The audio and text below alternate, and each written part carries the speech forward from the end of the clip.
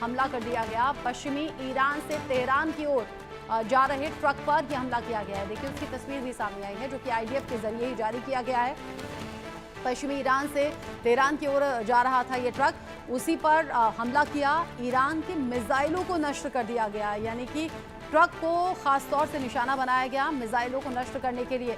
और कैसे इस धमाके के बाद सब कुछ खत्म हो गया, तबाह हो गया, ये आईडीएफ ने वीडियो जारी करके बताया है और ये दिखाया भी है कि ताकत क्या है और ताकत का एहसास ईरान को बार बार करवा रहा है इजरायल।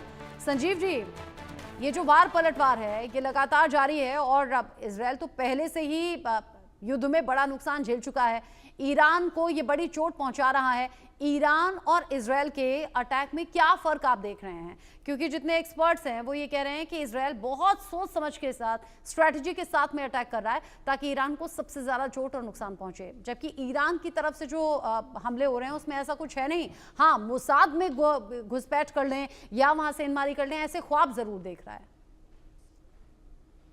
देखिए रत्ना जी, इजराइल ने ये जो ईरानियन न्यूक्लियर फैसिलिटीज पर अटैक करने का जो प्लान्स है वो बहुत पहले से बना करके रखा हुआ, और ये जो तैयारी है ये महीनों की नहीं, मैं वर्षों की मैं कहूँगा।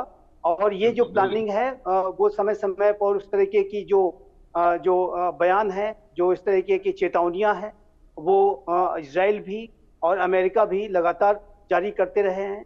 और आज का चाहे वो अमेरिका का ट्रंप प्रशासन हो या कल का बाइडेन प्रशासन रहा हो, उसके पहले का जो ट्रंप और ओबामा प्रशासन, बुश प्रशासन, सभी जो यूएस एडमिनिस्ट्रेशन रहे हैं और इजरायली एडमिनिस्ट्रेशन रहे हैं, सभी ने इस बात की संकल्पबद्धता बार बार दोहराई है कि वो ईरान को न्यूक्लियर वेपन्स एक्वायर नहीं करने देंगे। और इसके लिए इजराइल ने बहुत पहले से ये तैयारियां कर रखी हैं।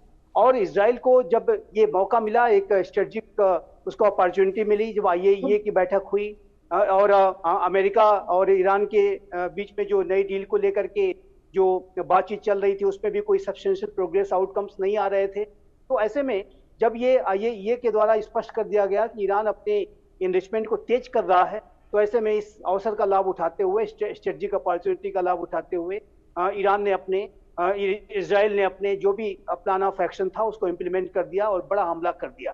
और ये जो हमला था वो संभावित था, वो होना था। जैसे कि हम आपके चैनल्स पे लगातार वर्षों से इस बात को डिस्कस करते रहे हैं कि ये जो इजरायली एक्शंस हैं ईरानियन न्यूक्लियर फैसिलिटीज पर, वो कभी भी हो सकते हैं। जिस दिन ईरान ने ज़्यादा बड़े कदम उठाए वो हमला होगा। और अभी तो ये हमला मैं मानता हूँ कि इजराइल ने ही किया है, लेकिन यदि ईरान ने अपने न्यूक्लियर प्रोग्राम को लिमिट नहीं किया और यदि फिर से वो बड़े कदम यूरेनियम इनरिचमेंट की तरफ उसने बढ़ाए, न्यूक्लियर बॉम्ब्स की तरफ बढ़ाए, तो अमेरिका भी इसमें सीधा शामिल होगा, मैं स्पष्ट रूप से देखता हूं। और जो अमेरिका के जो अर्थ पेनिट्रेटिंग जो बंकर बस्टर बॉम्ब्स हैं, जो कि बहुत ही गहराई तक जा करके फैसिलिटीज को डिस्ट्रॉय करने की क्षमता रखते हैं, वो कैपेबिलिटी अमेरिका के पास है।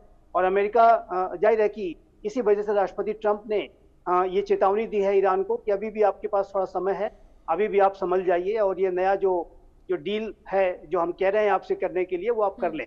और यदि आप इसको वो नहीं करते हैं और ये फर्दर कोई कदम उठाते हैं तो फिर उसके कॉन्सिक्वेंसेस के लिए तैयार रहें। और मेरा ऐसा मानना है कि अमेरिका की ये चेतावनी जो है वो ईरान को गंभीरता के साथ लेनी होगी।